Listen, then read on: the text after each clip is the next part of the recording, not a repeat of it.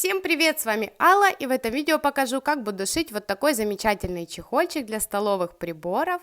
И самое важное, то что он будет сшит из остатков от шитья или маленьких лоскутков. Для начала я сделаю ткань основы. У меня будет она из вот такой ткани, это бюджетный вариант атласа, и, конечно же, это остатки от пошива новогодних костюмов. И как раз из них я буду шить. Итак, я порезала полосочки на вот такие, длиной 37-38 сантиметров. Мы в итоге все равно будем все это дело равнять в конце. И, конечно же, это могут быть не только полоски, ткань может быть цельная, может быть из совсем маленьких кусочков. В общем, все, что вы хотите и придумайте. И сложив лицом к лицу, прокладываем строчку, таким образом сшивая их. Вот такая основа получилась после сшивания. Все срезы я уравняю уже в самом конце. И здесь есть несколько нюансов. Первое, высота заготовки не должна быть менее 28 сантиметров. Это уже с запасом. И если вы делаете так же, как и я, из кусочков ткани, поэтому все припуски на шов мы заутюжили в одну сторону. Все.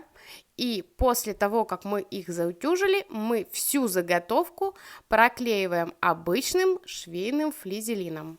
Свою заготовочку я уже проклеила, и следующий этап нам понадобятся вот такие маленькие кружочки. Это могут быть не только кружочки.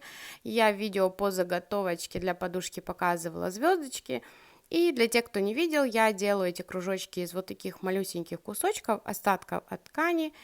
И с помощью просто обычной линейки с шаблоном рисую и вырезаю.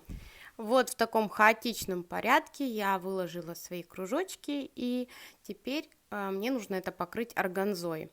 Органза у меня обычная, белого цвета, и аккуратненько я ее накладываю, где нужно поправляю и очень тщательно скалываю. Вот так выглядит заготовочка после того, как я ее сколола. И еще раз акцентирую ваше внимание, у нас нет никакого наполнителя, у нас просто ткань, проклеенная флизелином, кружочки органза, и все это очень хорошо сколото. Вот здесь на изнанке лучше видно, насколько много у меня здесь иголочек.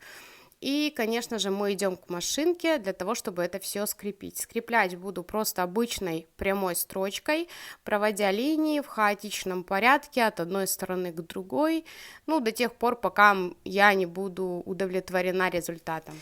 Вот такая заготовочка у меня получилась. Делала я длину стежка 3 миллиметра. И прежде чем вырезать нужную мне форму, я обязательно прокладываю мелкую строчку по всему периметру, и только после этого я вырезаю. Длина строчки, которую я делаю прежде чем вырезать, 2 миллиметра, можно даже меньше. И размер моей заготовки 35,5 сантиметров на 27. И сейчас осталось совсем немного, мы берем нашу заготовочку, складываем вдвое и делаем строчку по длинной стороне и по одной короткой. После того, как мы вывернули эту заготовочку, обязательно отутюжили, и нам сейчас нужно закрыть нижний край. Как мы это делаем? Мы совмещаем ровно пополам нашу заготовку. Я в нескольких местах дополнительно закрепляю ее, чтобы ничего никуда не съехало. И нижний срез вот таким образом обрабатываю зигзагом. Итак, зигзаг у меня готов, и теперь мне нужно вывернуть свою заготовочку на лицо. Вот таким движением я это делаю, хорошенечко выворачиваю угол, и остается совсем немножко. Прежде всего я сделаю отстрочку по верхнему краю, затем определяюсь, на какую сторону у меня будет отгиб, либо на эту, либо на эту. Это вы уже смотрите, как удобнее вам. И когда я отгибаю уголок, я также его отстрочу и закреплю по этой стороне всю деталь. Вот такой замечательный аксессуар у нас получился, он станет украшением к абсолютно любому столу, он не занимает много места, ширина готового изделия 8 сантиметров, и, конечно же, самый большой плюс то, что он сшит из остатков от шитья, и вы посмотрите, какая красота. Ну а на сегодня все, до встречи в следующих видео, спасибо вам за лайки, не забываем подписываться, всем пока-пока!